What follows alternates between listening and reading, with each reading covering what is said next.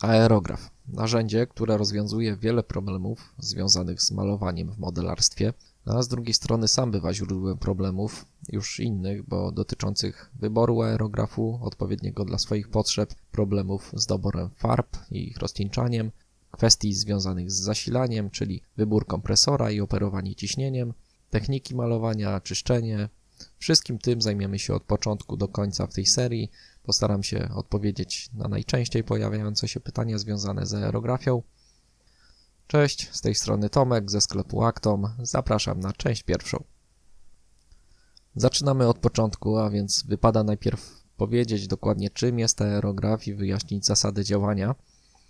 Aerografy często utożsamiane są z pistoletami lakierniczymi, bo pozornie spełniają taką samą funkcję, czyli z pomocą powietrza pod ciśnieniem rozprowadzają farbę na malowanej powierzchni. Pomiędzy tymi narzędziami jest jednak kilka istotnych różnic. Przede wszystkim aerografy służą do malowania małych powierzchni i zapewniają lepszą kontrolę nad ilością farby. Aerograf nie jest narzędziem stworzonym do malowania dużych obiektów w całości jednolitym kolorem. Oczywiście w modelarstwie jest wykorzystywany także w tym celu do malowania całych modeli, ale to tylko jedna z wielu możliwości, jakie daje nam to urządzenie. Największą chyba zaletą aerografu jest to, że z jego pomocą można uzyskać łagodne przejścia pomiędzy kolorami. Tylko tyle i aż tyle. Ta cecha wraz z możliwością precyzyjnej kontroli nad ilością farby, nad szerokością strugi daje wręcz nieograniczone możliwości. Co jeśli potrzebujemy wykonać niełagodne przejście, a ostrą krawędź? Tutaj z pomocą przychodzą szablony i materiały maskujące, żaden problem. Bardzo ważne jest na początku zrozumienie, jak działa aerograf. Sama tylko ta wiedza zaoszczędzi nam wielu niepowodzeń i błędów, które przytrafiają się początkującym. Więc przyjrzyjmy się, jak zbudowany jest aerograf. Aerograf w tym miejscu podłączony jest do źródła sprężonego powietrza, a więc do kompresora. Chodźmy zatem śladem tego przepływającego powietrza. Na samym początku trafia ono na zawór i kiedy aerograf nie jest w użyciu, zawór zatrzymuje powietrze już w tym miejscu. Nic się dalej nie dzieje, bo domyślnie zawór jest zamknięty. Dopiero kiedy zawór zostanie otwarty przez naciśnięcie spustu, powietrze płynie dalej i kieruje się do przodu, już bez żadnych przeszkód opuszcza aerograf przez tę szczelinę okalającą dyszę i czubek iglicy. Dysza i iglica, zapamiętajcie te dwie nazwy, bo są to właściwie najważniejsze części w każdym aerografie. Póki co niewiele się dzieje, powietrze wypływa dookoła dyszy, ale cała magia związana z malowaniem odbywa się właśnie wewnątrz tego okręgu średnicy kilkudziesiątych milimetra. Popatrzmy teraz, co się dzieje z farbą. Farba spływa ze zbiornika w kierunku dyszy kanałem, przez który przechodzi też iglica. Oczywiście odpływ farby jest zablokowany przez szczelnie dopasowaną do wnętrza dyszy iglicę, a więc farba spokojnie czeka, aż iglica cofnie się i nastąpi to wtedy, kiedy ruszymy do tyłu spust aerografu połączony właśnie z iglicą. Wewnątrz dyszy, dookoła szpica iglicy, powstaje szczelina, przez którą farba może się wydostać. Jeśli zawór powietrza jest otwarty, wtedy farba trafia od razu na strumień powietrza, jest atomizowana, rozpylana na mikroskopijne drobinki i w takiej postaci trafia na malowaną powierzchnię. O tym, jak małe te drobinki farby będą, decyduje kilka czynników. Przede wszystkim lepkość farby oraz ciśnienie powietrza. Ciśnienie możemy regulować reduktorem z manometrem podłączonym do kompresora. Natomiast lepkość farby ustalamy rozcieńczając ją mniej lub bardziej. Zrobimy sobie test, takie porównanie dla dwóch przykładowych wartości ciśnienia i dwóch wartości lepkości farby. Do zbiornika wlewam nierozcieńczoną farbę. Na reduktorze ustawiam ciśnienie na 1 bar.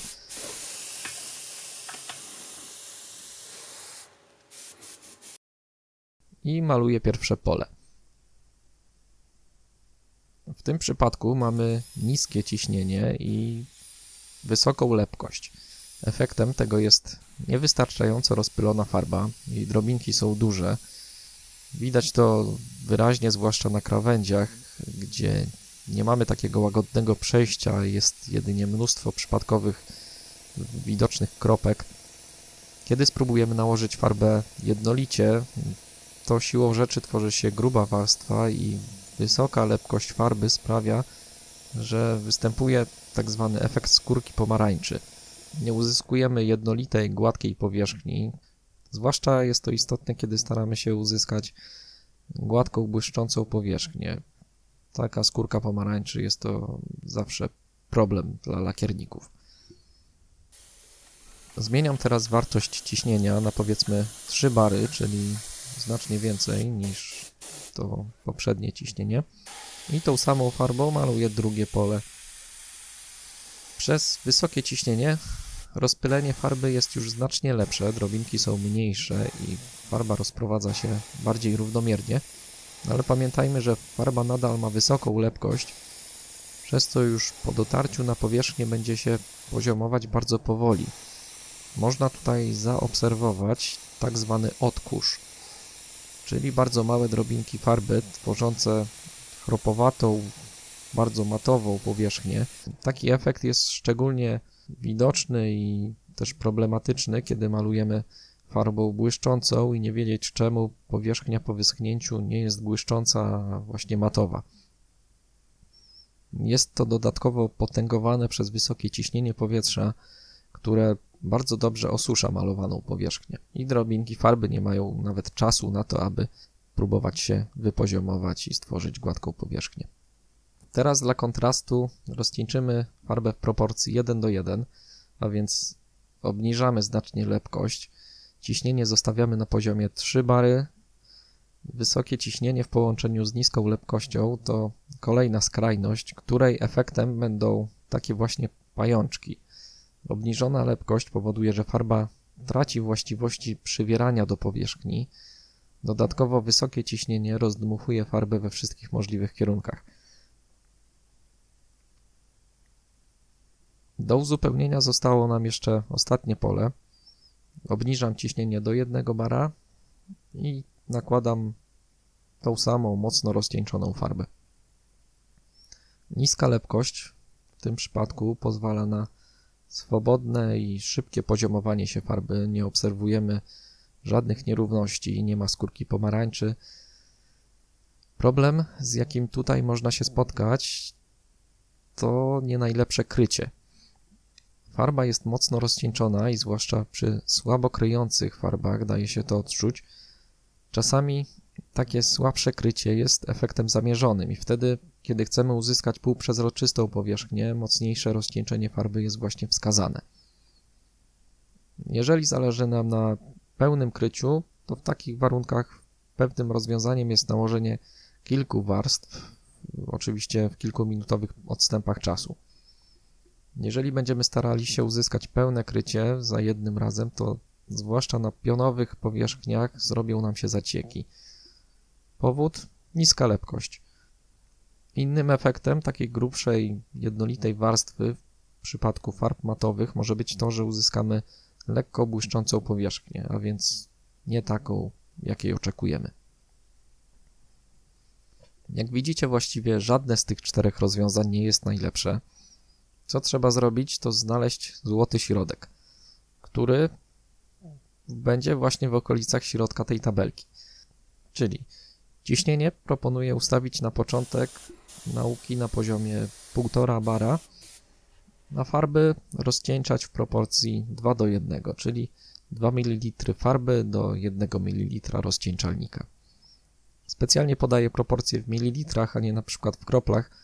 Otóż krople farby i rozcieńczalnika mogą mieć różną objętość, a więc te proporcje mogą być już inne.